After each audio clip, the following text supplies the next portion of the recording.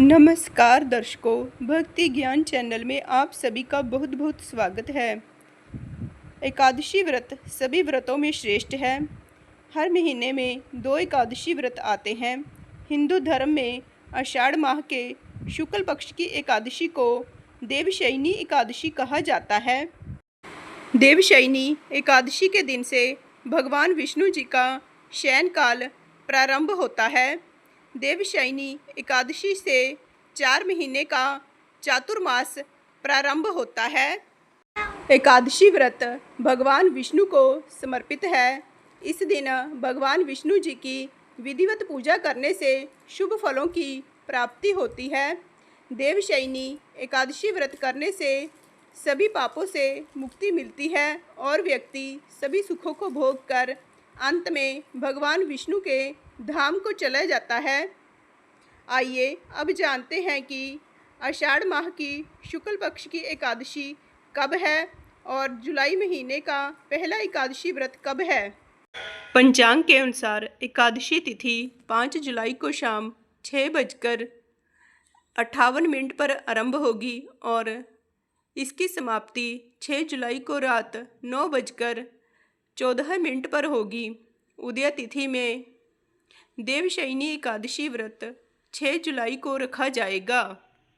देवशयनी एकादशी व्रत का पारण 7 जुलाई को सोमवार को किया जाएगा। व्रत पारण का समय सूर्य उदय के बाद सुबह लगभग 5:32 से लेकर 8:16 तक का रहेगा। पारण तिथि के दिन द्वादशी समाप्त होने का समय रात 11:10 तक का है। अब मैं आपको आषाढ़ मास की शुक्ल पक्ष की देवशयनी एकादशी का महात्म्य बताऊंगी।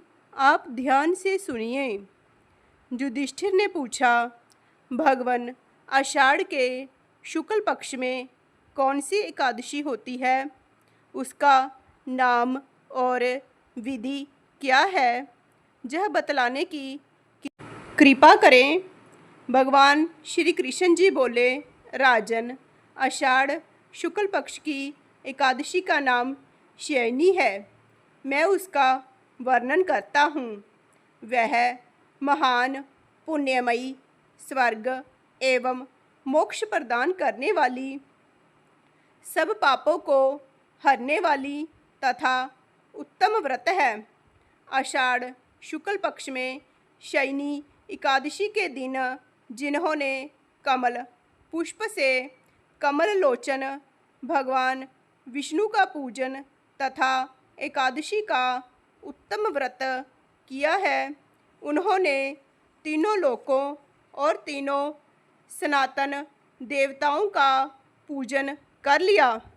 हरिशयनी एकादशी के दिन मेरा एक स्वरूप राजा बलि के यहाँ रहता है और दूसरा क्षीर सागर में शेषनाग की शैया पर तब तक शयन करता है जब तक आगामी कार्तिक की एकादशी नहीं आ जाती।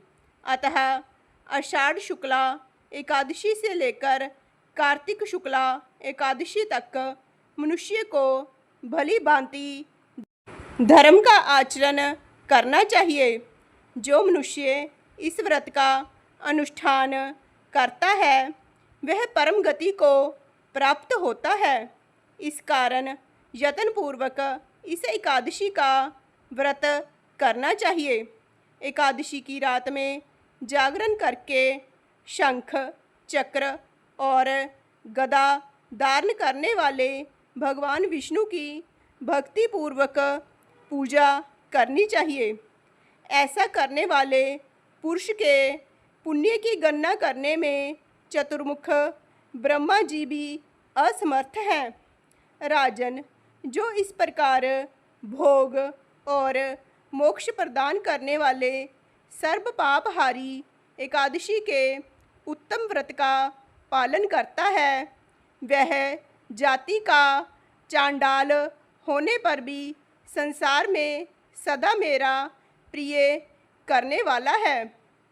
जो मनुष्य दीपदान, पलाश के पत्ते पर भोजन और व्रत करते हुए चौमासा व्यतीत करते हैं वे मेरे प्रिय हैं।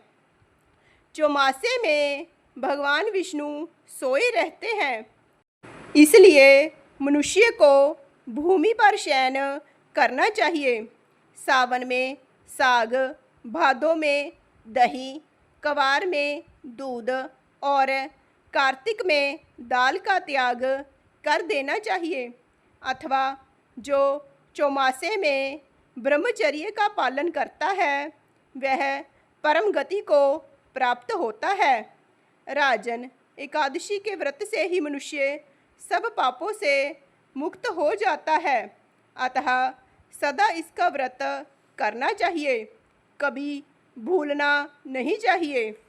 शयनी और बोधनी के बीच में जो कृष्ण पक्ष की एकादशियाँ होती हैं, गृहस्थ के लिए वे ही व्रत रखने योग्य हैं।